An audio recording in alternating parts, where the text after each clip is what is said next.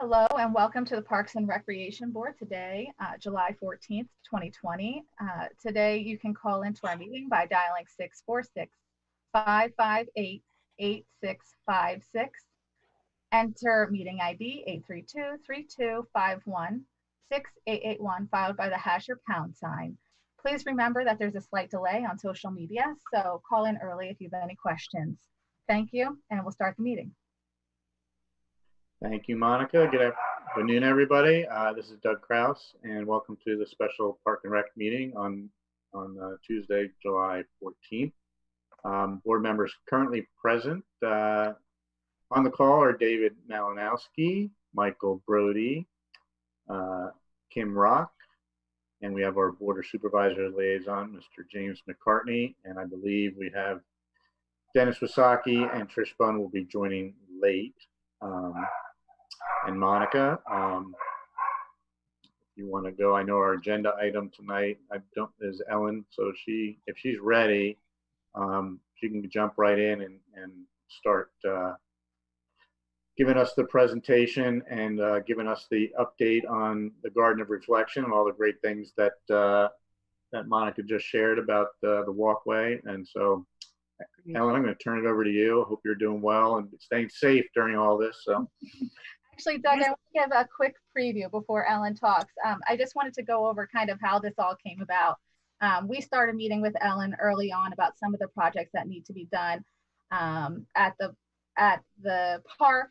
COVID-19 hit, things were in the air for a little bit, and that's why we're pulling you all together today, because now we can actually do some of the things that Ellen was able to pull together for us.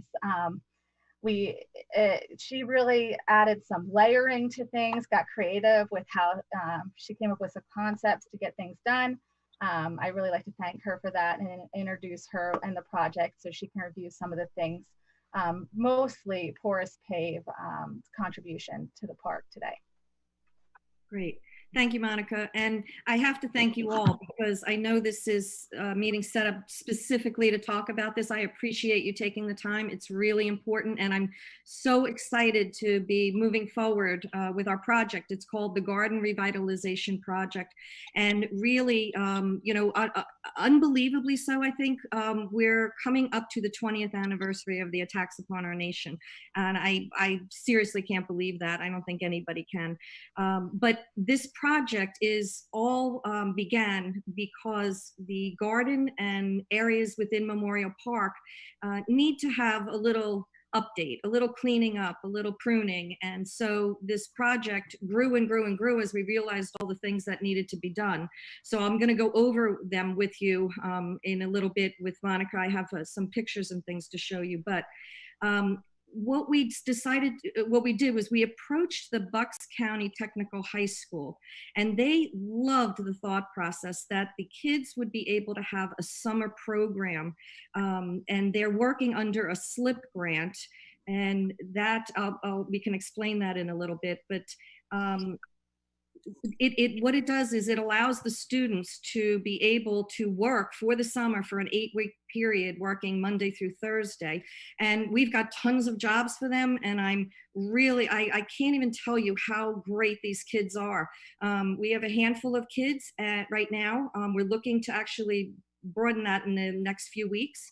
And they have been out there working in 96, 92, 90 hot, sunny weather all last week and now this week, and we'll continue on through the summer.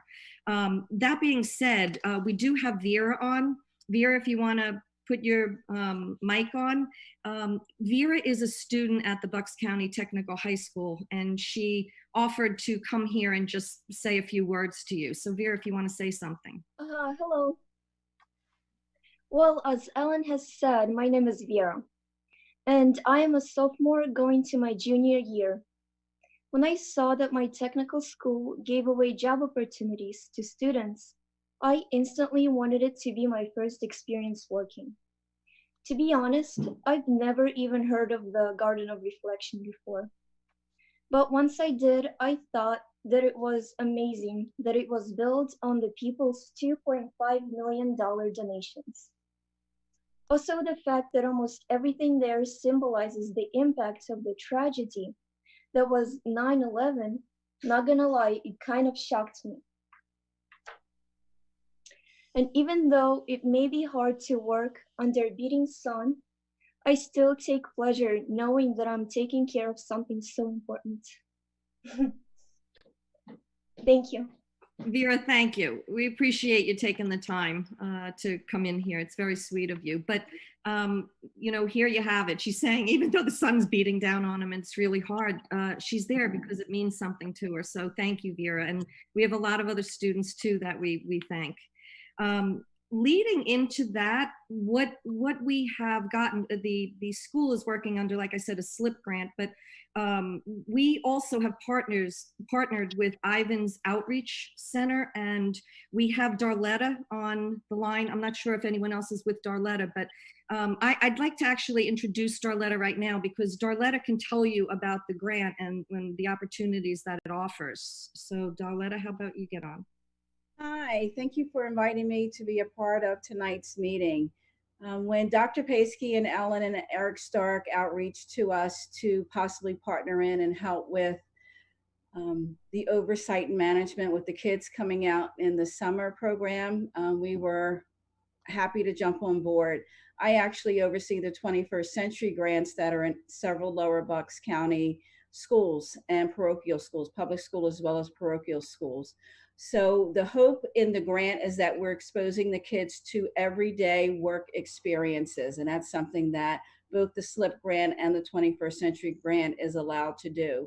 We are an academic grant and we can work with the students in terms of preparing them for real life or preparing them to go to college. So this was a perfect marriage for 21st Century jumping on board, and Ivan's as well. And as we've been out, we're providing fruits and snacks for the kids and the staffing. We're overseeing and paying for the staffing that is out working with the students Monday through Thursday, I believe 8 to 2 o'clock in the heat. But we're also looking, if the board approves, that we can start outreaching to volunteers to come on board. The kids will, you know, we don't know what's going to happen going back to September, October timeframe, but if we could put together programs allowing volunteers working with your management, your borough to come out during the day, even on Saturdays or weekends, so that we can just have more persons working. We would be glad to oversee it while working with the borough as well. But we think that's the next step. We would take care of, if we have kids there, of course, we have to have the background checks and clearances, but we would work to do that to make the project successful. I know Dr. Paskey from the tech school is hopeful that going into the winter, we will still be able to come out in the after school hours and or the weekends. But Ivan's, we're located right here in Morrisville. The goal of it is to support our community. And we've been working very hard, working with, you know, helping the COVID in our area, as well as now supporting the 9/11. We do have 2 schools. The tech is one that has programming that's face-to-face over the summer, as well as Commonwealth Egan. Thank you. Yeah, thanks, Darletta. And really, without Darletta, a lot of this would not be possible because it's the grant work that and organization from the Ivan's Outreach Center that we are able to work with the tech school and have these kids come out. So thank you. And, you know, thanks. She brings sandwiches and watermelon or fruit or whatever every day for the kids. So it's very nice to be partnering with you. We also applied for another grant, yes, from the Foundation's community partners. But with that, I'd like to also introduce, or some of you already know, Eric Stark. He's a board member of the 9/11 Memorial Garden of Reflection. And I'd like to introduce him. And Eric, why don't you say a few words? Thanks, Ellen. And thank you to the Parks and Rec Board for putting together this special meeting.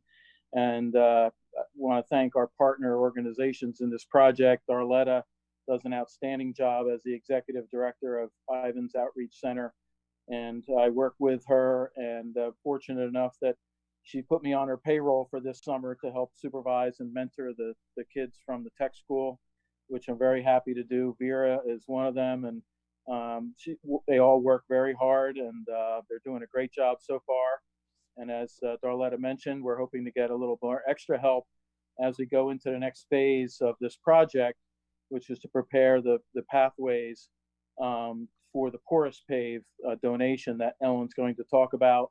And I know we have a speaker from Porous Pave on the line as well to answer any questions that the Parks and Rec Board may have about the project. We're all here and willing to answer any questions that you may have. So thank you. Great. And Monica, if you want to put up the screen with some pictures just so that you can understand. But Doug, I realize the time's getting short for you, so I just want to mention something really important. We have two major projects that we're doing. The second being the Berms, two of the Berms where the names are written. We saw total destruction on them from a vole issue.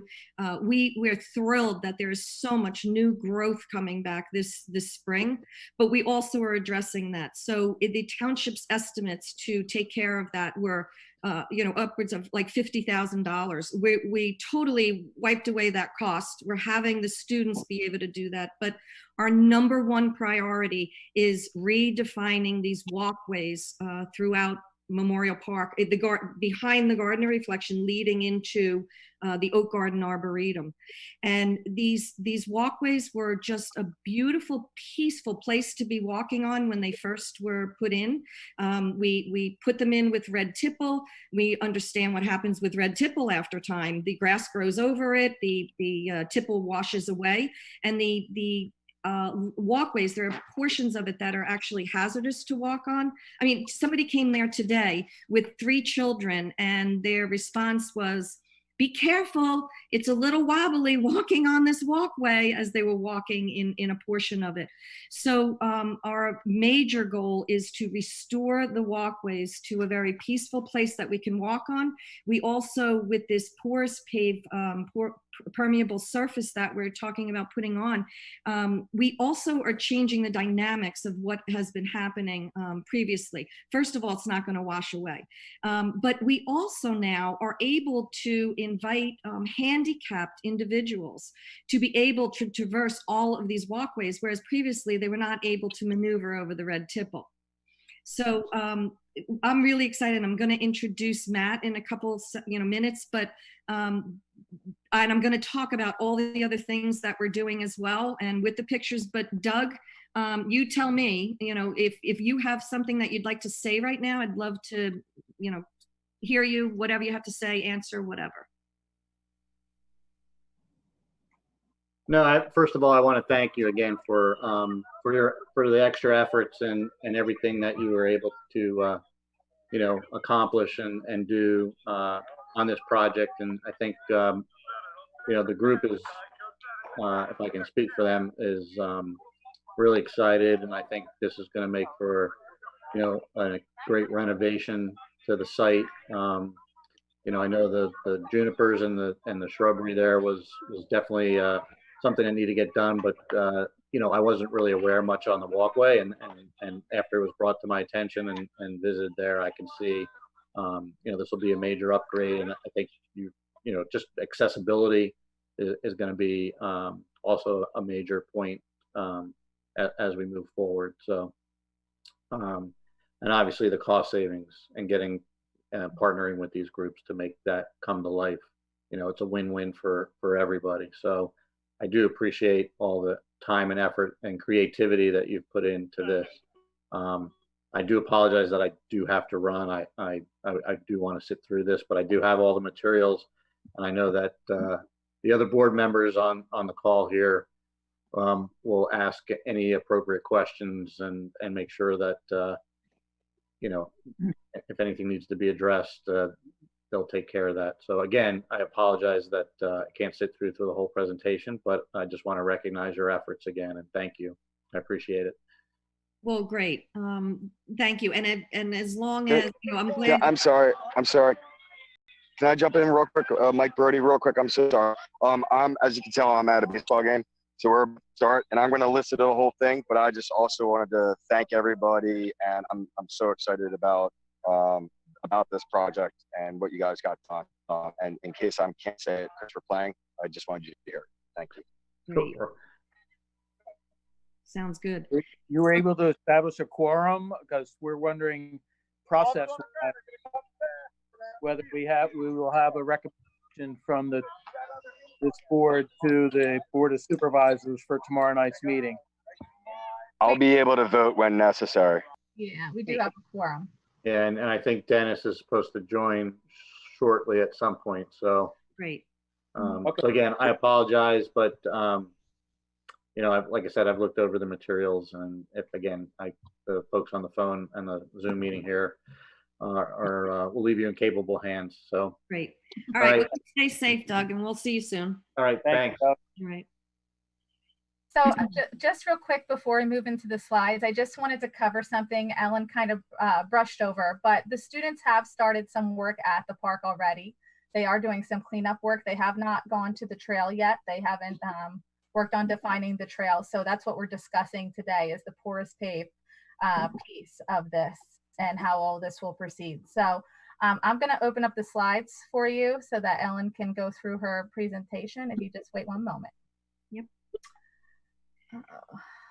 And I can still talk while you're getting them up. I know that everyone's gotten the letter from the our 9/11 Memorial Garden Reflection Board, and it outlined a lot of the issues that were there at the garden. And like I said, the first one that is our most prominent need in the garden is the walkways. Great. So Monica's got the slide up so we can show you. Now, I don't know if everyone has been out or even been out since knowing about this, but these are pictures of the walkway just this past fall. So you can see that it's all the way down to the fabric in places. There is some red tipple in places, but you can see the fabric. We have a, looking down and trying to figure out where the walkways are. They're even worse right now. This was when it was, a colder season. You see the leaves on the ground. Now that the grass is growing, you can barely even see the walkways. A lot of places you can't even see the walkway. Other places you can kind of make out where they are, but that's not what it used to look like. And our goal right now is to get the walkways back to their original width and having it a different dimension, like I said, because we have more accessibility for these walkways. So that's just a picture of the walkways, but we can go through real quick. I don't have to spend a lot of time on the pictures. I just want you to understand the scope of this project. This is the berm, which we all know that's an issue too. So the picture on the left was taken in the fall. We thought we lost most of the berm, junipers on the berm. The other one is now a picture with all the new growth. So they are not dead. They are just severely compromised, but we're hoping that we've taken care of the vole issue that was there, and we'll continue with that. But we have the students now, and this is a very tedious job that's going to take multiple days to do, but the students are now cutting out all of the compromised material, and then there's going to be all new growth. So we will determine as we do it if we need to put a couple more junipers in there, or we can mulch and wait for the growth to come. So we'll play that by ear, but it's a massive undertaking for them. But that's like our number 2 priority. This is the entrance. Go ahead, Monica. Yeah. This is the entrance to Memorial Park on the left and right side. You can't see the wall so much, but it just, it's COVID. So we haven't been able to maintain things, but this is what happens when it isn't maintained. So they will work on the front entranceway. Go ahead. This is the flag circle area. So you can see the amount of weeds in the front of the flag circle area, the roadway coming in, and then the flag circle itself. They've already gone through and gotten a lot of the weeds out of there. So there will be trimming, there will be transplanting when the weather provides us to be able to do that.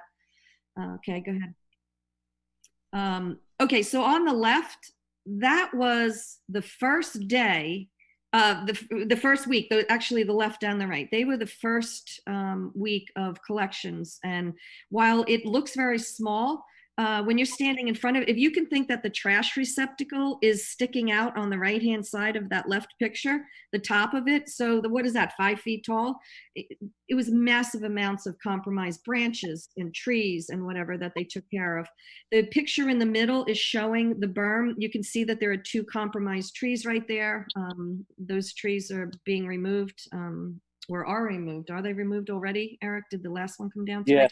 Yeah, They've so been- the last one. yeah. Yeah, so that's all being cleaned up where any of the compromised materials being taken out, but they already have another collection almost this big for this week that the Park and Rec was picking up today. So it's massive effort, but go ahead, Monica.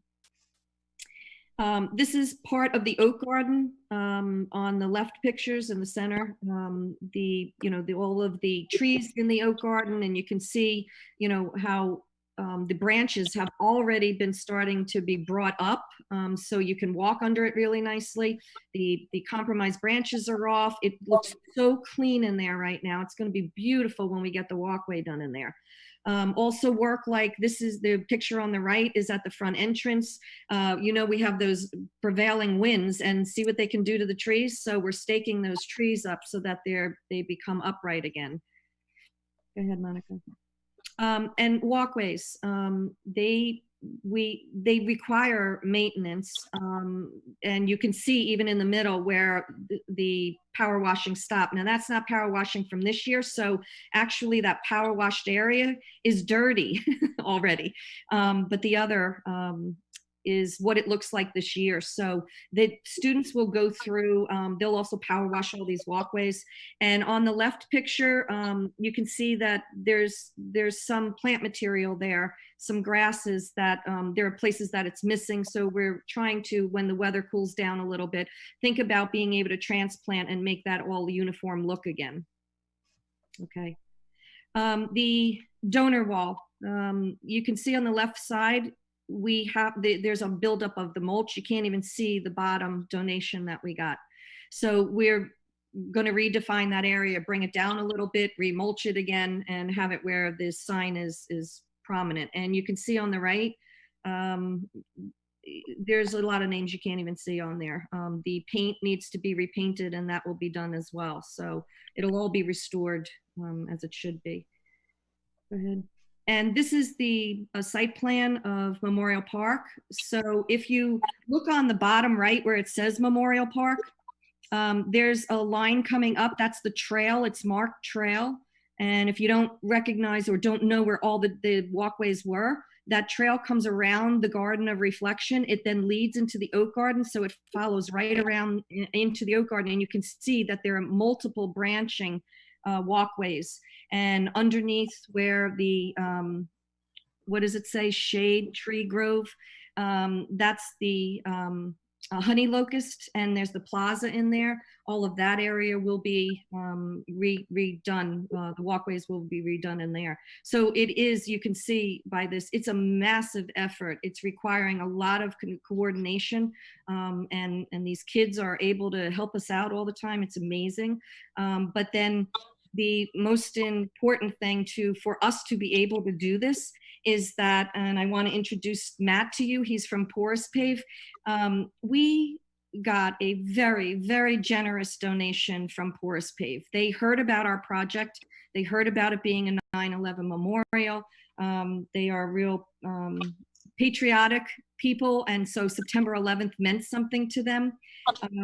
They are glad and happy to, they tell me, to be partnering with us, but they have given us a $100,000 donation, meaning that they are donating all of the Porous Pave material to be installed. And the project even gets better than that, because our students will put the base layer of stone down, and then Porous Pave will come, and the students will actually be doing the application. So they are going to walk away from this with a life skill. So when you're talking about the students in the tech school, and that's why they go to a tech school to learn things, this is an avenue that was not normally available to them. And we're really happy that they can, this is a very important aspect of this, and something that makes us really happy that we are able to offer the fact that they can learn a trade from this. So Matt, you want to introduce yourself, and we'll see where it goes from there with the board as far as what questions you have, and start a conversation. Sure, Ellen, thank you very much. And as I mentioned earlier, have Jim Delario on. Jim is our local representative, resides within about 30 minutes of the project. and has been very active installing hundreds of thousands of square feet of selling and installing material within the area. And I remember like it was yesterday. I remember the event of what this is all about, and you know, left a permanent mark on my mind and the owner of our company's mind. And so this is a project that we feel strongly we want to support. And quite frankly, we're a smaller company out of Grant, Michigan, a small town in central Michigan. We get requests for material all the time, as you can imagine. Very rarely do we participate in that, just because we're busy and, you know, trying to grow a company here. But this one sticks out as being very unique. I can give just a quick background on porous pave. Porous pave is a pour-in-place material. It's made out of recycled tires, and it's made out of aggregate mixed together. Even though we're a relatively small company, we've recycled almost 14 million pounds of rubber in the last 16 years since we've been doing this, and have put down almost 5 million square feet of materials. You may have seen our materials and not know that you've seen our materials. Augusta, for example, if you watch the Masters at all, Augusta National uses our materials. We wish we could advertise that. I can do what I'm doing here, but we can't put that in print, and we can't merchandise that, et cetera, et cetera. But it's a very interesting product. It's ADA compliant. By weight, it's 50% rubber and 50% rock. So it's low body impact. And I'm in my mid 50s. I find that I appreciate that more and more every year. But it's a very good product for the application that we have here. And I think a very exciting application. So I know some of you have looked over the material rather than me give you a porous pave infomercial. Are there specific questions that Jim and I can address on the material or of applications that we've done in the area?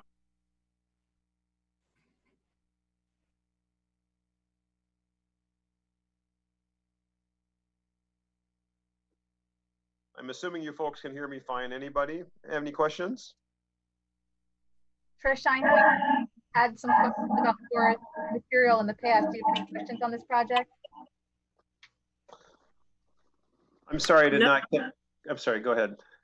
No, I don't have any questions about this particular product at all. Perfect. Anybody else? Just out of curiosity, is it more expensive, less expensive than asphalt? You know, it depends how you look at it. Initially, it would be more expensive in most parts of the country than doing asphalt. Very interesting though, for example, we did a project in San Antonio, Texas last year. It was a series of running tracks around 44 different schools. And they literally had asphalt on some of those tracks that were 3 years old. In that material, there was so much ground movement there, that material was already cracking and breaking apart. So in that case, that asphalt literally did not last 3 full years. That application was interesting because typically, and as Ellen alluded to here, you know, we typically go over a rock base, but we can also go over existing asphalt paths, which is what we've done a number of times at Augusta, and we'll be doing one of those here in another 2 or 3 weeks. So, you know, the maintenance on our product is minimal. You might vacuum it once a year if it's in an area of heavy tree debris and that kind of thing. Every certain number of years, you might refresh the binder, which means putting down a fresh coat of binder that just solidifies everything. But our life cycle, if our product is is maintained, our life cycle is very good. It will last. We've been around for 16 years. We've got many applications out there that are that age that are still doing well. And so I think over a life cycle, our material probably be less expensive. And Jim, you've had more experience in your area. Jim, I see your pretty mug there, but you've had more experience in your area. You want to take a shot at that as well? Yeah, so for our area, I hope everyone can hear me. For our area, tri-state area, Philadelphia, South Jersey, even Delaware, we have probably 500,000 square feet installed in the immediate area. Most of the major arboretums in our market have utilized our material. Public gardens such as Chanticleer, Stoneleigh, Jenkins Arboretum, Morris Arboretum have all utilized our material and have been successful and have had major increases in activity as a result of our material being utilized as a walking surface. The material itself, not only is it environmentally friendly because of its porosity and permeability rates, but as a safety surface from the ability to be able to have better traction for having residents from all cultures and ages to be able to walk safely on a product such as this has made the increase of activity in these applications more successful. We have had successes in utilizing our material with other federal organizations such as Arlington National Cemetery. We've done applications for Veterans Memorial Hospitals because of our safety applications. The material itself has worked out very well within the tri-state area. So we've had very lucrative success over the last 10 years as a result of our performance and longevity of basically being able to creatively create a material that will resist environments and protect the environment at the same time. Yeah, it's interesting. When we first came out with our material, people that were initially concerned, arborists, of course, with trees. And today, probably our most typical application is tree surrounds for multiple reasons. One is just the ADA aspect of it. Tree grates are very dangerous. They pop up. Our material takes that out of play. In certain cities in the country, there's a high, unfortunately, a high amount of hypodermic needle activity around trees, and cleanup efforts is way easier with our material. But ironically, if you look today at the lion's share of installers that install our material around trees are actually arborists, because we've had such great benefit around trees. And as Jim mentioned, there's kind of a double environmental aspect. One is we're taking something out of the landfill and we're turning it into something that actually filters out waste and actually has some cleaning effects as water and other things are running through our material. Here in my part of the country, huge amount of salt goes down every spring. And as we get these big March snows, and then I live in Minneapolis, by the way, and we get these melts, our material helps slow down the infusion of salt into trees, for example. So there's numerous benefits. My mother is 83 years old, and she tripped on a tree grate about 4 years ago and broke her patella. Our product takes that out of play. That's not going to happen with our product. It works like one large expansion joint. And that ADA compliance that you talked about, Ellen, earlier in the conversation is certainly a key attribute.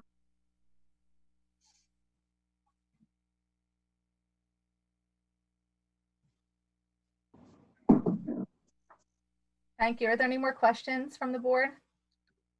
Actually, I'll go back and ask a question. So we're doing this, almost 14 months before, the 20th anniversary. And Ellen, I'm assuming, did you choose like a reddish color to kind of just replace what was already there? Well, that is, we just got samples of the porous paved colors. I was really going to defer to Lou Balashik, the architect, but it's not exactly the same color as the red tipple, but it's very close. So that is one option. There's some brown with black. There's a couple different options for us. We're going to have her look at it and then figure out what color. But there is that option that it's almost like the red tipple color. So I guess my concern would be that it might fade. And because, certain areas are in sun and certain areas are under the trees, like, I just would hate if we had a really harsh winter and a lot of sun and a lot of, reflection on that in areas, depending, because, some colors, usually it's red that fades the first. Yeah. It loses its vibrance, usually almost with any product, it loses it first. So I guess that would be my concern, that right before, the 20th anniversary, it might not look as vibrant as what we expect. So is there that concern? I can answer that for you if you don't mind. Okay, so our material is available in 8 standard colors. And of course, you can mix things together and make all kinds of different colors that you would like. The 8 standard finishes that we manufacture consist of gray, tan, blue, and green. Then we have brown, cypress, which is kind of a lighter brown, black, and redwood. The redwood, I assume, is what Ellen is referring to as what we would be picking as one of the colors that you're suggesting. Those particular colors, the brown, the cypress, the redwood, and black, all hold up extremely well consistently with our binding agent. Now, any pour-in-place material, regardless of whether it's porous pave, a pour-in-place playground material, other manufacturers that make similar equipment, they manufacture their material with 2 different types of binder. The binders are available in 2 different ways, depending on, of course, expense and exposure. We use what we call 2 different binders, one calling non-aliphatic and aliphatic binder. The aliphatic binder is a clear binder, which is UV stabilized, which prevents color distortion. That typically affects the lighter colors in our product spectrum, which would be gray, tan, green, or blue. The products that you're looking at color-wise, brown, cypress, redwood, and black, our particular binder does not affect the color as it relates to how it mixes in the long term. We have done projects for the Philadelphia Phillies Stadium, Citizens Bank Park, where we used the redwood color. We installed that in 2012. If you would go down and take a look at their tree pits today, which is 8 years later, the redwood color is still consistent today as it was in 2012 when we installed it. The redwoods, the browns, the cypresses, and the blacks all stay very clean as it relates to color distortion with our material binder. So we don't have to worry about that long term. If we were to choose a lighter color, gray, blue, green, or gray, I would have concerns long term, longevity wise, as it relates to color. But as the redwood concerns, we are fine with that. Okay, great, thank you. Because I think there was a concern with our one playground that has that, and I think it was the lighter color that did start to fade. Yeah, and that will. Yeah. And it's not so much fading as it is, but we call in our industry is ambering. And it's the reason. It's the result of the binding agent having not the UV stabilizer available to keep the color crisp. Okay. All right. Well, thank you. That was my question. Okay. Any further question from the board?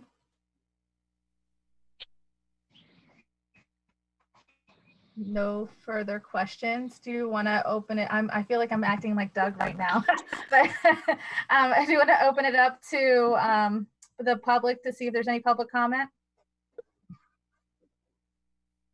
Yes. Yes, sure. Is Kyle? I have a question also. Oh, what do you have, Mike? I'm sorry if I missed it. Has this been reviewed by Public Works? It was actually, we had Jim Majewski go out from zoning and do an inspection because he is an engineer. And he did go and take a look at the site and the plan, and he did feel good with the whole project as it. And for what it would take to maintain the new surface? Well, that's Park and Rec staff. It would be the everything. Yeah. That it would be similar to what we would have to do for the path that we're going to install on Oxford Valley Road. Sorry. Perfect. Thank you. Yeah. One thing with that, if I could say, because maintenance is a concern. Of course, we're not looking to put something in without a longevity factor and without an ease, because there is no one more than me or more than the board with Eric and with Luba especially that wants it always to look wonderful. So we have so many times when it doesn't look wonderful, and the red tipple, well, it doesn't look wonderful now, that's for sure. But all along the way, when new red tipple is put down there, as you can look at all of your other installations, even within Memorial Park, it very, very quickly, the grass starts to creep over it, and the red tipple, it moves away. It just navigates itself to other areas and just in the oak garden in particular, in the back of the garden, it is non-existent in most areas. So the amount of work that Monica has to do, like even coming in the teardrop forecourt of the entrance at the Garden of Reflection, Monica, how many times a year do you have to keep on brushing the red tipple back onto the walkway again? So we feel that the maintenance, being that we do have to, let's say, go out and vacuum to clean out impurities out of the porous pave, the amount of time that it's going to take to do that versus always having to, the cost of replacing the red tipple, the man hours to do it, and the fact that we have to keep on cleaning up the areas, we feel that this is a lot better solution. And even we don't have the opportunity to even put something like concrete there, because it's too much of a movement in the area to be able to put something like that. But that would be a nightmare just for power washing it, to try the amount of man hours that it would take. That's a very slow process. So out of all the things we could look at, well, we definitely have a cost savings because of the generosity of porous pave, that's for sure. But the maintenance is already being done in the township, and we feel that this is our least amount of man hour and cost to maintain this walkway. So I'll just butt in there, Ellen, if you don't mind. In fact, we recommend not even pressure washing our material, as you alluded to, a very rare, on occasion vacuum. And then every 3 to 4 years, if you just thin our binding agent and just literally roll on a fresh coat of that, that gives a surface of it restores the surface to a like new condition. And that's, that is really the minimal maintenance involved with the use of our product. Yeah, and I'll just add to that, although we've done similar projects like Arlington National Cemetery with the same emotional representation of this project. We've done other projects with parks and rec departments that are much larger in size that have been utilized with the same traffic association that you will have with this particular project, that haven't been maintained in over 7 or 8 years without having to worry about our material. And the one benefit that you find with our material versus some of our competitors that have similar products is that we take additional care in how we produce our material so that it absolutely is always consistent in our permeability and porosity rates, which is where maintenance occurs with any type of material such as this. What I mean by that is that because our porosity and permeability rates are higher than most of our other competitors in this category, we have less likely of the cloggedness or the buildup of debris that other materials of similar caliber would have. As a result of our higher rates and consistency, we have less maintenance than most materials of this similar category than you would have with somebody else.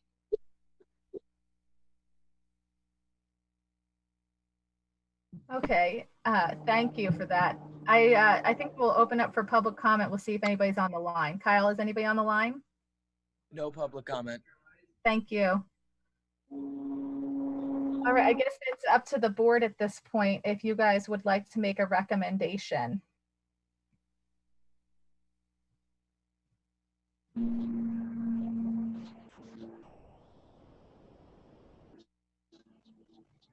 Would anybody like to make a recommendation to the Board of Supervisors? Yes, I I make a project. seconded. Dave, for the second. And I don't know why I'm Here, I'll make a motion. I'll make a motion to approve the path as proposed in the July 14th meeting. July 14th meeting for Memorial Garden Park. Mike Brody. Thank you. I'll second. Thank you, Trish. All those in favor? Aye. Aye. Aye. Aye. We got an extra aye. What's cheating, Ellen? Oh, sorry. Okay, well, thank you. Tomorrow this will be discussed at the Board of Supervisor meeting, but it is great to have the park board on board also. Yes.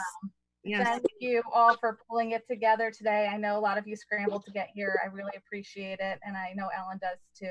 Yes, very much so. Thank you. Thank you. Park board members, if I could, park board members, you're always welcome, obviously, to stop by and see the work in progress, maybe even thank the kids for doing what they're doing. This is a wonderful collaborative partnership that is benefiting our community. And of course, the donation from Porous Pave is just fantastic. We are so, so grateful, and our community will benefit from this and your donation for years and years and years to come. So we thank you, and we're very grateful for the partnership with the township, and we're excited, and we thank you for your approval tonight. Yes, I second that approval. Thank you very much. I appreciate it, and really appreciate you taking your time out. So have everyone stay safe and have a great summer, and maybe we'll see you out at the garden.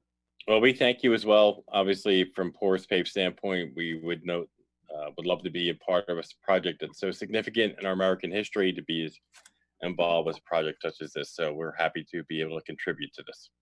Thank you. Jim, thank you. Thank you. Would anybody, we don't really have anything else to cover. I think by Motion to adjourn. Motion to adjourn. When the Porous Pave people vote on that one. Really? Really? All right, thank you all. Thank you. Thank you. Thank you. Have a good evening. Yep, bye. Take care.